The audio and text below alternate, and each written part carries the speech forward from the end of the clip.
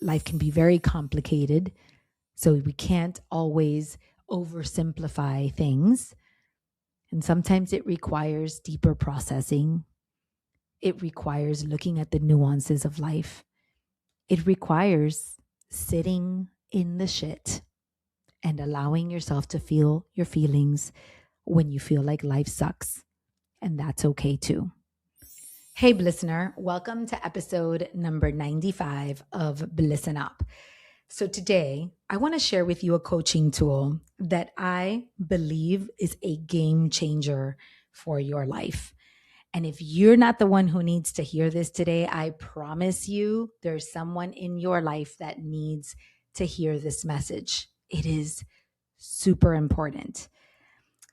But before I tell you what the coaching tool is, I want to give you some background and context for you to understand where this is coming from.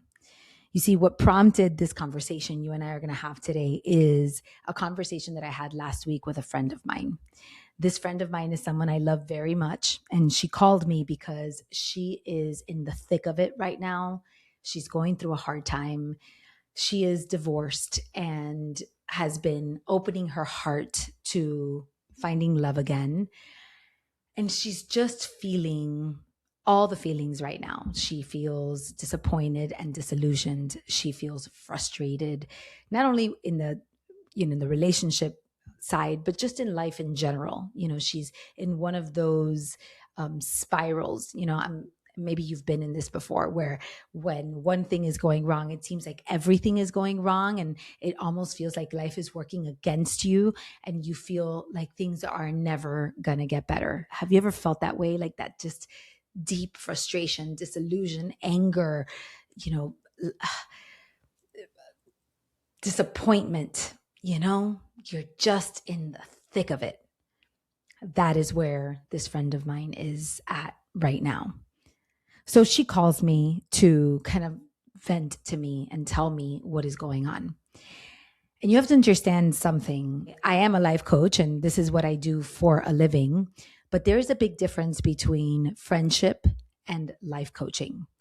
A friend is someone that you call to vent to, right? You're going to call your friend and you're going to just vomit out all your problems. You're going to, with no filter, just share everything with your friend. And what do you expect when you're venting from your friend?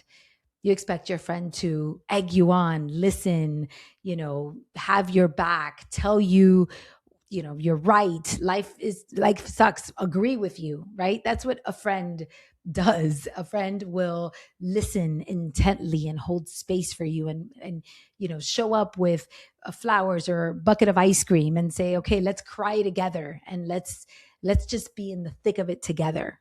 And that's beautiful. That's beautiful. And then there's a coach.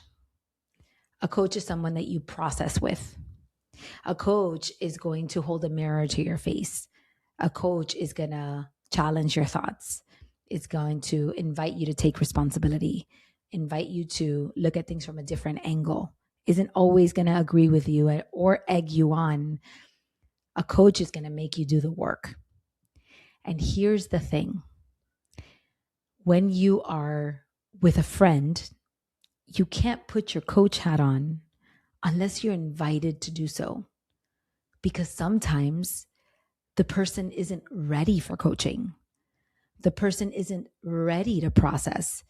They want to sit in it for a little longer, even if they don't think they want it. But they do. They're just not ready to confront the work that processing requires. That's why a friend gets to be a friend and a coach gets to be a coach. Now, this is something I had to learn the hard way, because there were times in my life where I've tried to coach a friend because I'm their friend, and I've come to realize that that's not my place. There's a reason why people come to me for coaching and they seek my help out and they invest in coaching, is because they are ready and willing to do that work. And a friend may not be quite ready for that yet. So over the years, I have learned to allow myself to know the difference and be a friend when it's necessary and be a coach when it is appropriate. So I'm having this conversation with my friend, and I'm wishing that I could help her and that I could coach her, and also recognizing that's not my place. So I just sat there and I listened and I held space for her and I stayed quiet and I tried to be there for her with no judgment, with just an open heart, and allow her to sit in the feelings that she was feeling, because I knew that she wasn't ready to step out of that yet. And that's okay. But in that conversation, I also thought about something else. If you are listening to this podcast, chances are that you are ready to listen to some coaching. You are ready to receive some wisdom that could help you look outside your fishbowl and change things around when you are in the thick of it. So if you are here, then I am assuming permission to give you this tool, understanding that you are ready to receive it. And if you're not, I have deep faith that you wouldn't be here. That's the thing about Faithful February for me. I have been sitting in deep faith that everything works out in its own timing. And when the student is ready, the teacher appears, and that there's purpose in all of this, in the work that I do, in the friendships I have, in all the relationships I navigate, and the ones that you navigate. There's purpose in all of this. There are lessons to be learned. So the coaching tool that I would have loved to have given her in that moment, but didn't, and I'm giving it to you now, is that there is always evidence to support the life you long to create. But it is up to you to find that evidence. This is what I want you to understand. If you believe something firmly to be true, you will always find evidence to support it. In fact, there's a name for that, and it's called confirmation bias. Confirmation bias is a powerful, powerful thing. And what it does is that it proves your brain looks for evidence to support and affirm and confirm what you already believe to be true. Now, right now, my friend is in a spiral. She's struggling to find a partner, to, find a person she wants to spend the rest of her life with. And she's done all the things. She has prayed, she has dated, she's opened her heart, and she keeps getting disappointed and she keeps getting hurt. So her thought has become, maybe there's no good people out there. Maybe love is not for me. Maybe I'm not meant to be happy. Maybe I lost my chance to have love. And here's the thing, if she looks around at her circumstances, well, there is evidence to support those thoughts, at least right now. In her fishbowl, at what she's looking at, there is evidence to support those thoughts. And here's the thing. If anybody comes in and says to her, oh, you know what you need? You just need to be more grateful. You need just to have a little more gratitude. Or you need to just live with intention more. Or, you just need to pray. Pray for the right person. You're going to manifest that person. You have to manifest the love of your life. You just have to use affirmations to manifest the love of your life. Don't worry. You're going to find the right person. Just give it some time. That's where things get tricky. Because the truth is that nobody can guarantee that outcome. Nobody can guarantee the outcome that you're looking for, whether it's to find the right partner, to succeed in your business, to lose the amount of weight you need to lose in the amount of time you want to lose it, to make the amount of money you need to make in order to do the thing you want to do in the time you want to do it. Nobody can guarantee outcomes. And that's where it gets tricky, because when you're looking at your life through your fishbowl and all these circumstances are presenting themselves to you and they are proving to be evidence of thoughts like, I'm never going to find someone. And on the other end, no one can guarantee that you will. It's really hard to look for evidence to support a better thought. If the thought is completely tied to the outcome that you are looking for. But here is where the nuance comes in. What if we could shift what you are looking for evidence of? What if instead of asking, can I guarantee this outcome, you would ask, if I had that outcome, how would I feel? If I had that outcome, how would I feel? If my friend found the love of her life, what does she think she would feel? Chances are she would probably feel safe. She'd feel supported. She'd feel companionship. She'd feel like she had somebody she can trust. She'd feel intimacy and connection. She'd feel happier, right? She'd have more peace. She'd have more fun. She'd have somebody to do something with at night, on weekends. These are the feelings that she is probably longing for. And in her mind, those feelings are produced by the outcome of having a great partner. And she's not wrong. A great partner enhances your life so much, so much. A great partner can, make your life heaven. And a bad partner, like my friend Betsy says, could make your life hell, right? A relationship could be heaven on earth or hell on wheels.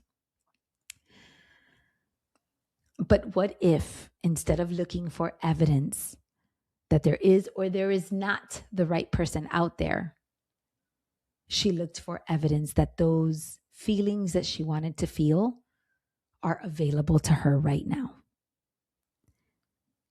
What if she started looking for evidence that she already has friends she can trust? That she already has people she can go out and have fun with?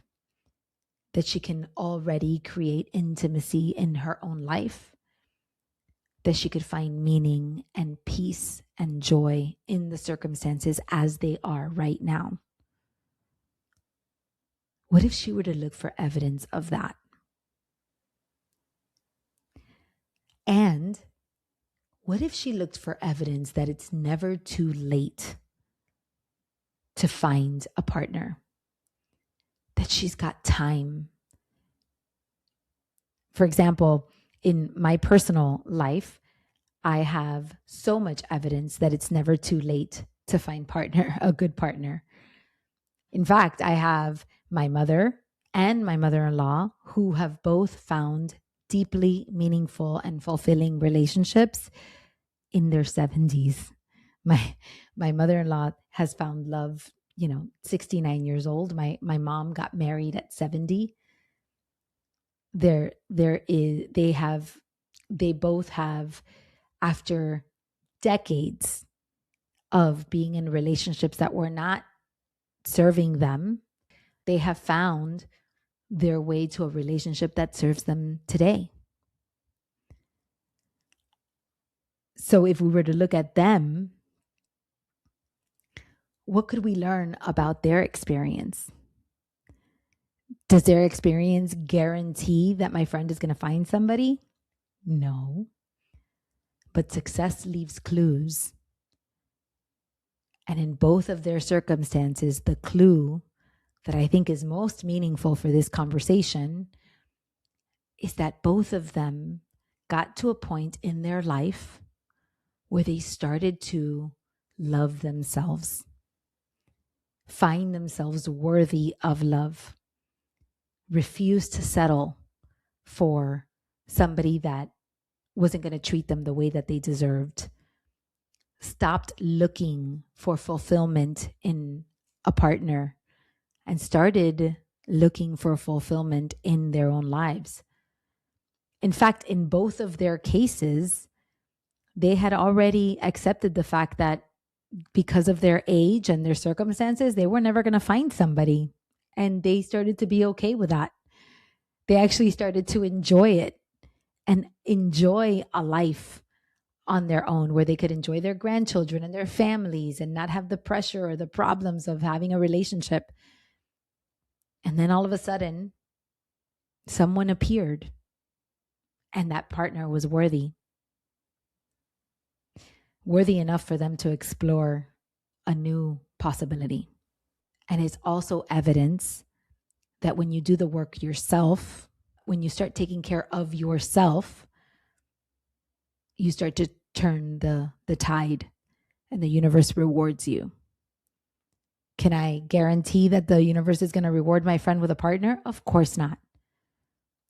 But I know the universe will reward her with a fulfilling, meaningful, purposeful, blissful life if she allows it. So now I ask you, what evidence do you look for in your life? Do you look for evidence that is confirming thoughts that do not serve you? Like, there's no good people out there. I wasn't meant to ever be thin and in shape. My business is crumbling because I don't have what it takes to be a good leader or to have money. I can't be rich and happy. I can't trust myself. I can't find somebody good. It's too late for me. I had my chance and I didn't use my chance wisely. Are you looking for evidence to support those thoughts? Or are you going to become the kind of person that looks for evidence of the life you long to create? That you can every single day start fresh. That you can catch momentum. That you can turn the tide. That you can shift your circumstances. That there are good people in this earth. That there's people you can trust. That there's fun and love and peace and symbolism and synchronicity and magic available to you. Could you look for evidence of that? Could you look for evidence of the things you are doing right in your life already? And the rewards that those things are giving you. Oftentimes I have people that come to me and tell me all the things that they're doing wrong. All the things that they're doing wrong. All the things that they need to improve. All the ways that their life is lacking. And through our work, I teach them to look for evidence to suggest otherwise, to suggest that things are working better than they thought, to suggest that they are already doing a lot of right things, to suggest that there is hope. I teach them to look for evidence of alignment, to look for evidence of synchronicity and magic, to pay attention to the little sparks of bliss that are already within them, even before they start changing their circumstances. And what's fascinating about the work is that once you start looking for evidence to confirm the thoughts you long to create, you start finding it. My friend Betsy always says, we live in a yes universe. You say my life sucks, the universe says, yes, it does. If you say my life is great, the universe says, yes, it is. And of course, that is an oversimplified statement.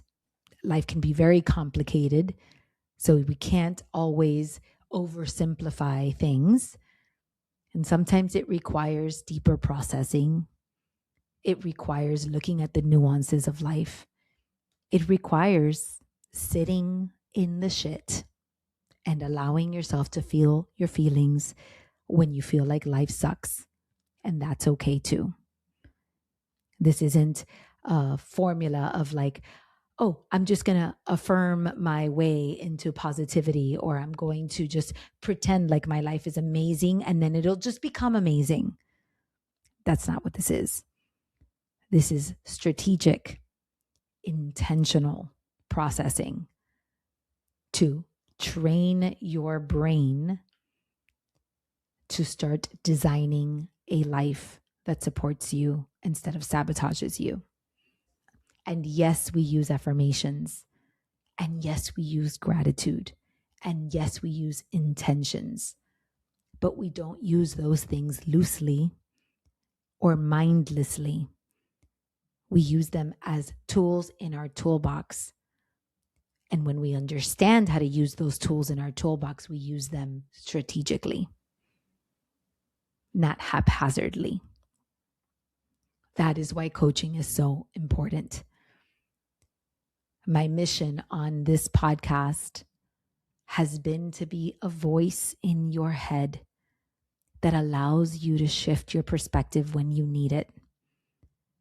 My goal has always been to give you at least seeds of coaching that could support you, even if you never work with me a day in your life, even if you never join my program, even if you never have a consult with me, but that I can at least plant seeds in your mind so that you can start shifting the way you approach your life. I wish I can help all of my friends and my family that are in my inner orbit, inner circle. I wish I could coach them all and give them all the tools.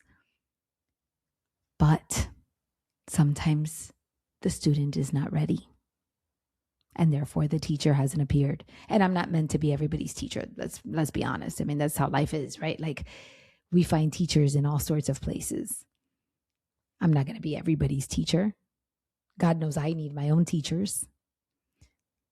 So I look at my family and I play my role, and my friends, and I play my role of having a listening ear, being a shoulder they can cry on, being someone that they can come and vent to. And I don't put the pressure on the relationship of feeling like they have to come to me to do the work and process. But I have deep faith that when they are ready, they will find somebody that will hold a mirror to their face and be the coach that they need, because we all need coaching in our life at one point or another. No matter how much you're thriving, there's always something that you could probably use some coaching on, something where somebody can help you tweak and adjust to get to that next level version of yourself. So if you're here and you are looking for that kind of support, I want to thank you for listening. I want to thank you for allowing me to put my coach hat on and challenge your thoughts, challenge your perspectives, give you some tools. I feel like if you're here, it's because you are ready. And if not, you can always turn me off. But I hope you don't. Or I hope you come back to me when you are ready, because together we will grow. We're always learning. We're always living in breakthrough. And when you become the kind of person who seeks evidence of the life you want to create, you start to find it everywhere. And I hope this is one little corner of the world where you can find evidence to support the life you want to create for yourself. If this podcast gives you that, then I have done my job. So, thank you for being here today. Thank you for listening. I'd love to hear back from you and know if this conversation impacted you, if it supported you. Send me a message on Instagram at Caroline De Posada, or sign up for my newsletter on carolinedeposada.com. I'll put it in the show notes, because in my newsletter, you get a weekly love letter every week from me on Sundays, which releases along with this podcast. And you can always reply to me and tell me what's going on in your life. So I'd love to hear from you on this one, especially because it was a really meaningful one for me.